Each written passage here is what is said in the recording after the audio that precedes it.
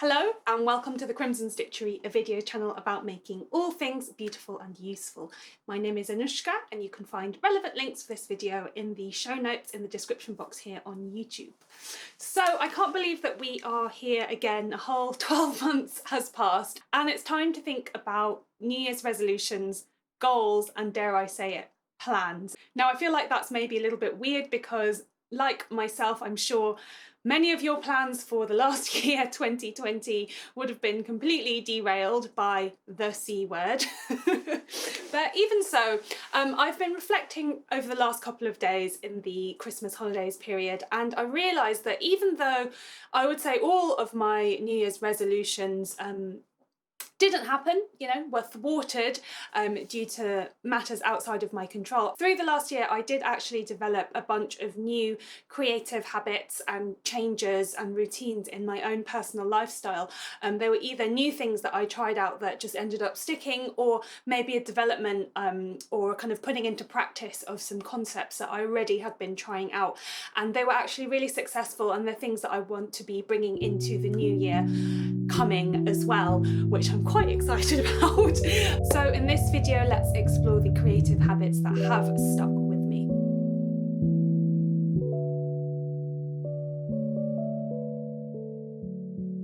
I hope that you are sitting comfortable. I am currently brewing a cup of tea. I've got an Earl Grey flavoured tea that was kindly sent to me by Bird and Blend along with a little teapot, and it's Assam House Blend. So it's the bergamot kind of citrusy floral scents of Earl Grey, but blended with a strong Assam tea, which is nice and malty, which is what I really like because I don't like an insipid kind of tea. And it smells really nice. I've been enjoying it over the last couple of weeks and it is really tasty both with and without milk. So I hope that you've got something nice to drink. I'll just let that cool down a little bit. While I'm waiting for my tea to cool down, let's chat about the creative habits and the new habits that I have noticed that I developed over the last year that I think worked and that I'm wanting to bring with me into the new year. So the first one is to reduce screen time. This is something that I have been making attempts at doing on a regular, semi-regular basis for several years now. But I think that this one really became something very important to me in 2020 because obviously with all of the different kind of staying at home and working from home orders, we just ended up spending so much more time on screens than I've ever done in my life and that I'm comfortable with. I found it very uncomfortable. Just the amount of time just kind of sitting in one place staring at something, not just for work but also for studying, for school, for my hobbies and for my kind of creative time spent doing things on screen. And then obviously the big new one was socialising, not being allowed to go out and meet friends in person and having to substitute that with different video calls, much more texting and just all online communication essentially. So much of our lives in every aspect just became very screen dominated, and it definitely got too much for me. At several times over the last year or so, I kind of cast my mind back to the dark days before I had a smartphone and kind of thought, well, what did I used to do? And I sort of tried to use that as an analogy and maybe an inspiration. Now, obviously, we're no longer living in the year 2000. Pretty much all areas in our life depend on technology now, even stuff like banking, you have to have a phone in order to access your internet banking and just various things like that. It's not just for leisure and for hobbies, but it's actually in all areas of our life. That's just how the world is, and there's obviously things that we would have done 20 years ago that are no longer applicable now. But just overall, I just cast my mind back to how my routines were before I became, sucked into kind of app and algorithm based things. And it's just little things like I wouldn't be constantly checking my messages and my emails. I would come home from school or whatever, sit down and check my emails once a day at most, if not once every other day or even once a week. So just little things like that.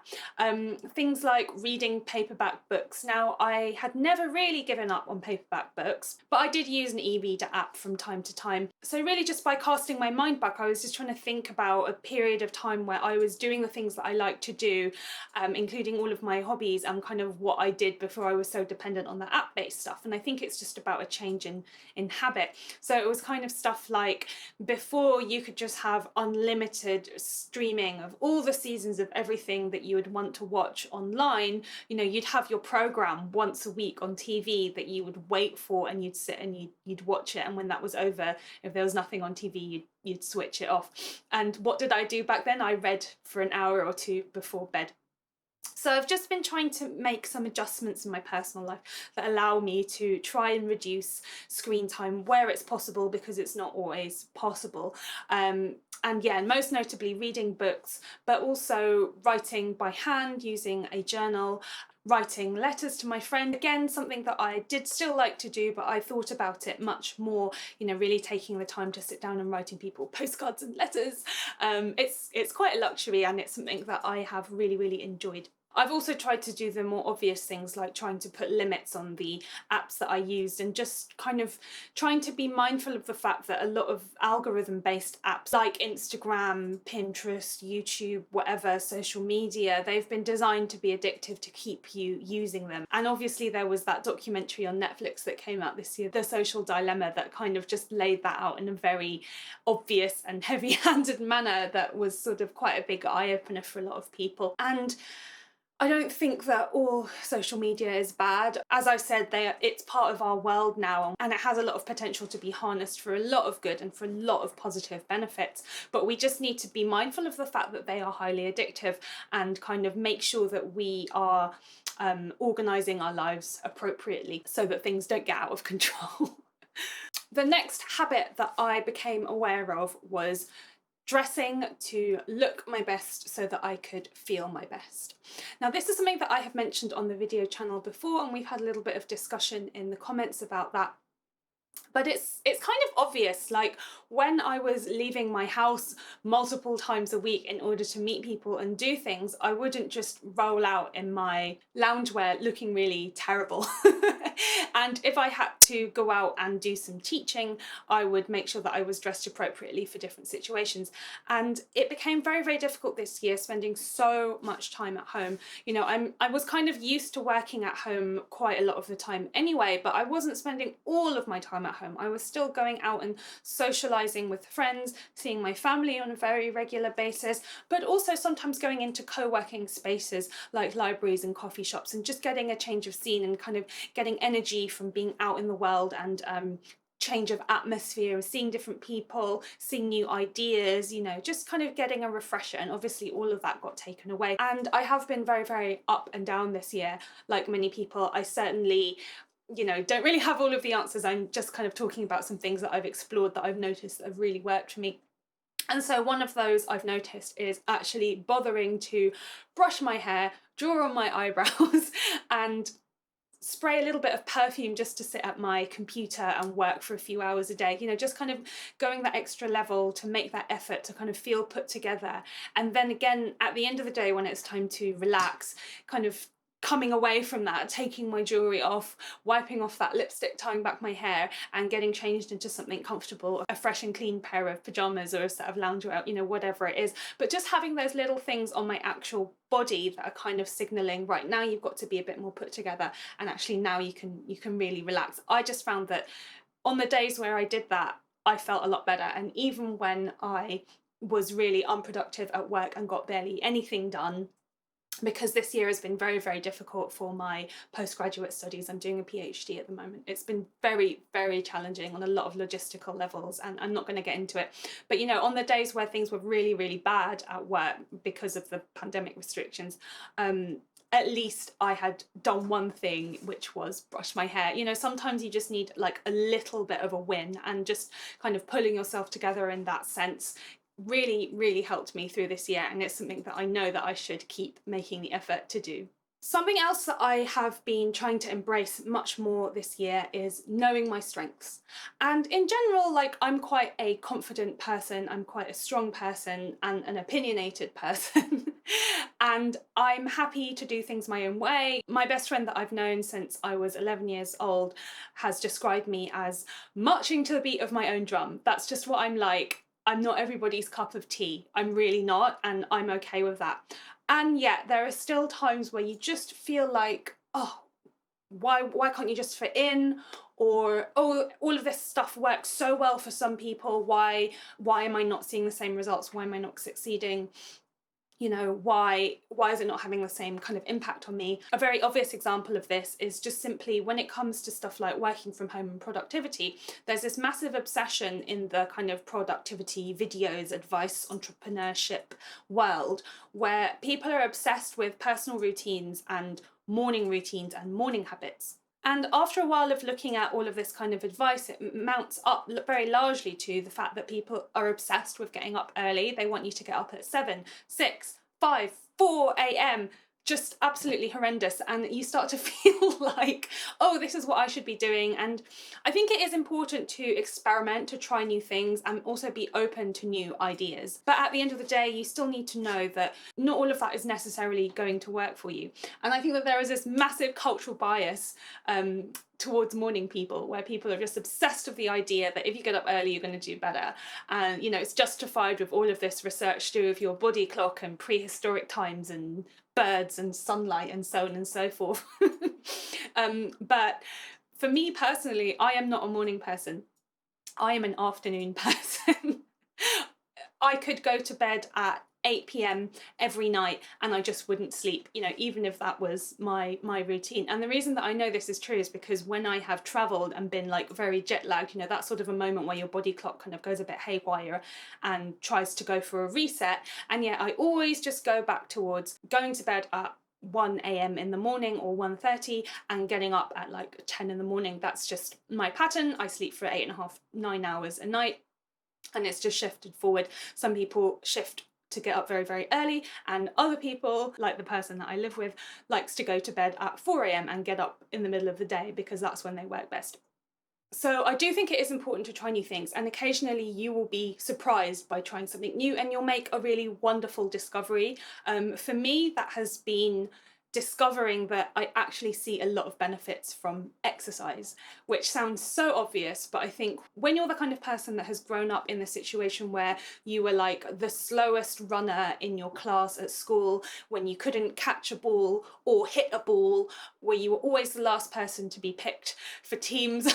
I've said this before publicly, but like I was always the last person and the slowest person, kind of on par with people who actually had a medical condition.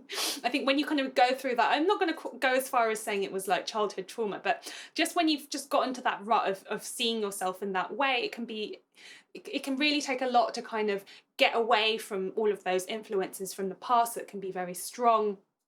And so for me, it's been a massive discovery that actually exercise is really good for me. It makes me feel a lot better and I do respond to it. My body does respond to it, maybe much more slowly than other people, but it's actually really good and is a big way of combating or even just managing kind of poor mental health and negative thought patterns and sort of stress and anxiety.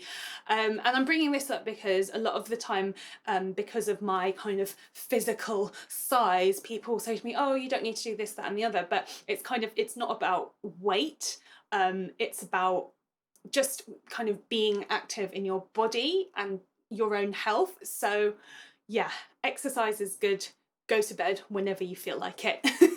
Something that I explored much more in 2020 that I had already been dabbling with quite a lot was more zero waste switches and sort of trying to work in my home life towards using less plastic in a day-to-day life.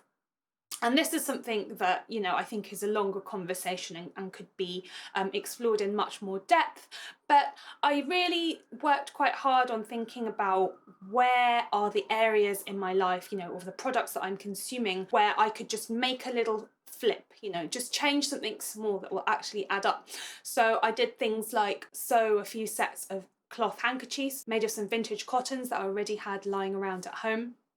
And so I stopped buying disposable paper tissues. This was quite weird, and if you want me to talk about this more in another video, I will, but yeah, it's been a sort of weird but successful swap. Other things I did was switch to bar soap, and also, you know, buying bar soap that wasn't packaged in plastic but instead was packaged in like wax paper, things like that. And also loose leaf tea. We stopped buying tea bags completely and used up the ones that we had, hence what I'm drinking now. So just kind of exploring different ways of doing that. For me, one of the biggest differences that I've seen was by switching to an organic vegetable and fruit box delivery service, which is something that I'd thought about for quite a long time, and I didn't take the plunge simply because it was more expensive. And I think doing any of these kind of zero waste, plastic free alternatives can be very, very expensive. And the reason for that is because they're not currently the norm. So they're not on par with the kind of mass produced in the millions and millions. So it's more expensive. And also just because plastic is a cheaper packaging alternative. So after realising that most of my disposable plastic waste was coming from food packaging, we switched this year and tried out an organic veg box, and it was much more expensive because I normally shop in my favourite shop, Aldi, and my second favourite shop, Lidl, who sadly wrap pretty much everything in plastic. So obviously I wasn't going from shopping at Waitrose or Marks and Spencer's to my Riverford organic box. And for people that aren't British, Waitrose and Marks and Spencer's are like very expensive grocery shops. Yeah, supermarkets, quite luxurious, whereas Lidl and Aldi are like the cheapest of the cheap kind of budget brands. But they happen to import really, really delicious European foods at the same time.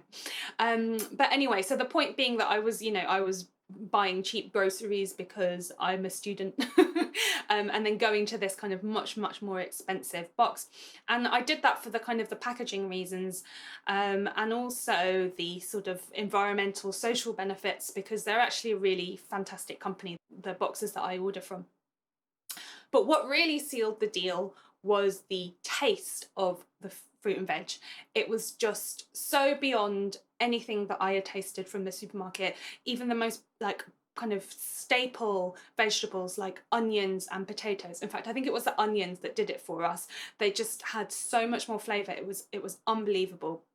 And probably the closest thing to when you kind of grow your own fruit and vegetable that has like a lot more flavour than stuff you buy in the supermarket. And one of the reasons for that is because it's fresher. You know, it hasn't been imported and having, you know, so many air miles and travel distance and so on. So that was quite an interesting lesson for us, I think, because it was so much more expensive, but it was so worth it. And then it became even more worth it during the pandemic lockdowns when they continued to deliver to us and we didn't have to go out to the supermarket when it was like a complete frenzy and stuff like that. So that was really interesting, and that was a big lesson to me, I think, on the buy less, spend well, because as the boxes were so much more than I was used to spending on fruit and veg, I was much more careful with my kind of cooking and my shopping habits. You know, I wanted to make sure that we consumed everything in the box so that we produce less food waste, and it also made me be more creative with my cooking. We tried out loads of new recipes as well as new vegetables and stuff like that. And I think that the buy less, spend well kind of idea, you know, it's been around for a while, and it's one of those things that is really easy to say and it's really easy to tell people, but when you are on a low income, it is really hard to do. And I have a lot of thoughts about the whole, you know, slow fashion and minimalism and all of this kind of thing, where I think it can really come across as something that you have to be able to afford to do, because even if you know, spend £200 on a pair of trousers and you only have one pair of trousers because you're a minimalist, if you only have one pair of trousers, you can, no matter how high the quality is, after a while you're going to wear that pair of trousers out, because, you know, there's so much more wear and tear on just the one item. You're going to have to throw it away and buy a new pair eventually, right? Or, you know, even after you mend it and so on and so forth. So I have a lot of thoughts about that, but it's been something that I've been putting into practice much more in my personal life, and it is hard. I think it definitely was hard to bite the bullet But I think you really do have to put your money where your mouth is and kind of invest in the things that you believe in. And I think when you don't have a high income, you know, when you are on minimum wage or on a very strict budget, or, you know, you just don't have any disposable income for whatever reason, you know, there are so many different reasons. I think where you put your money almost matters even more, because you have so little choice, you know, and you have to make those decisions very carefully to support businesses with that level of transparency, so that you can really actually see where it is that your money is going to and who's benefiting from that directly. And I think that Riverford, the organic vegetable box company that I use here in Greater London, are very, very good at that. And they make that very, very clear. But this idea is definitely applicable to, you know, textile production as well, fibre and yarn and so on. Because ultimately we're not just kind of individuals that are just, you know, just doing whatever the hell we want with no impact on anyone around us. Actually, we are living in communities, online communities and offline communities. And I really do think that there's a kind of ecosystem where our actions have direct, you know, kind of repercussions and reverberations upon other individuals, you know, businesses and entities and whatnot. So I think that because we are living in a capitalist society, you know, our currency is money. So where you choose to, you know, spend that money and how you choose to spend that money, however much or little of that you personally happen to have, has long-lasting impact. So on that note, the last main lesson that I learned in 2020 is to be willing to pay for things, to be willing to pay for things that I liked, that I believed in, and that I supported. And like I've already said, this is something that has been quite difficult for me because I've been on a budget for so long. But I think there's also certain traits that I have maybe inherited from my family. Inherited's not quite the right word, but it's just sort of ways of doing things from my family, because, you know, I think when you grow up in a situation where you don't have any money, you know, any disposable income for whatever reason, or quite pertinently, if your family are immigrants, you know, if they have moved country, especially from a so-called third world country, as is the case with my grandparents, there's this long-standing mentality of thrift, but also that you become very, very aware of the power and the value of money. And there is definitely a tendency to be quite stingy, right? Because when you're in a sort of position where there's been this scarcity, or, you know, it's all that you've ever heard about, you know, your whole life growing up, and it's really impacted upon you, it can be really, really difficult to let go of that mindset and actually say, you know, now I'm in a position where I actually do have, you know, pocket money to spend on things. Where do I want it to go? And I think everybody enjoys having free stuff. Everyone enjoys it. Everyone likes freebie. But I think what I've realised across the last year is that if it's free to you, then someone else is picking up the tab. Someone else is paying for it somewhere. And I think it's especially interesting when it comes to the internet, right? Because we're all so used to consuming content for free, whether that's pretty pictures on Instagram, essays, columns on blog posts, or videos on YouTube or whatever, right? There's this idea that that's free to us as the watcher, the viewer, the reader, the listener, the consumer. But the way that all of these tech companies are modelled are all in favour of the structure and of the system, and actually the individuals that are actually creating the content that, you know, you're consuming actually see very, very little for that. I think an obvious example is Instagram, where, you know, you're just putting stuff up there for free for people to look at. Even on Spotify, where, you know, you think that you're paying for a subscription to listen to, you know, their database of music or whatever, but artists get only a fraction of a penny per stream. It's so small. And then even on YouTube, for example, the way that it works is that I get some revenue through YouTube through the adverts, right? So I checked my YouTube analytics and I get on average about £6.10 per 1,000 views. So you can do the maths on that. I'll put it there for you. I get less than a penny per one view on YouTube. And if you are watching something for free, what you are paying with is your attention span, right? The longer that you watch a video for, or the more views a video has, the more that a tech company can sell the adverts associated with that for. So even though I do get some income from YouTube, it's pretty nominal, and it doesn't actually genuinely reflect the amount of hours that I put into it. And that's just talking about my own experience. You know, obviously there's so many other creatives whose content I'm enjoying consuming, whether that's making podcasts or video channels, people who are drawing comics and putting them online, web comics, or people who are, you know, making music, who are writing blogs or journalism. And I think for me this became really heightened at the beginning of the pandemic, when, as I said at the top of this video, I was spending so much more time on screens. And then when I was opening up my screens again for, you know, work or leisure, I felt like I was being completely bombarded by adverts, especially on Instagram, but also on YouTube. And YouTube also did this thing this year where they basically tried to get everybody to put even more adverts on their video channels. And I just kind of felt like every time I was online, I was looking at adverts, and the only people that were really benefiting from that were the tech companies who were being paid by the advertisers, right? And so even my attention to the actual creators was really, really going down. And that's not what I wanted, because I was enjoying their content, you know, whatever it was, and I wanted to be able to continue doing that and to facilitate that. And I basically, you know, the cold, hard truth hit me, which is that if I want to keep enjoying these people's creative work, I need to put my money where my mouth is, and, you know, invest in them and spend money and, you know, buy products or buy a download, you know, purchase an MP3, pay for a course or a subscription, or, you know, buy a product or whatever it is. Because if they can't, you know, generate any kind of income, they're not going to do it anymore. And I wouldn't want that, because I'm enjoying being part of that kind of creative world. So on that note, I mentioned in my last video that I have been thinking of ways to continue developing the Crimson Stitchery as a brand, as my micro business through 2021. One of the ways I'm going to be doing that is spending more time on designing knitting patterns, which I'm really excited about, and I'll be sharing much more about that in the coming weeks.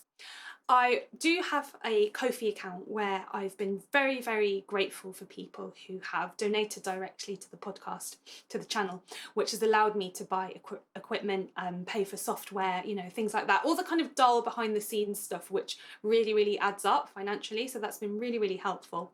But I'm also considering starting a Patreon account. This is something that I've been very on the fence about for quite a long time, because I felt like I really wanted my content to be widely accessible to people for free, because as you'll have gathered, I'm quite used to being in a position where I couldn't afford anything.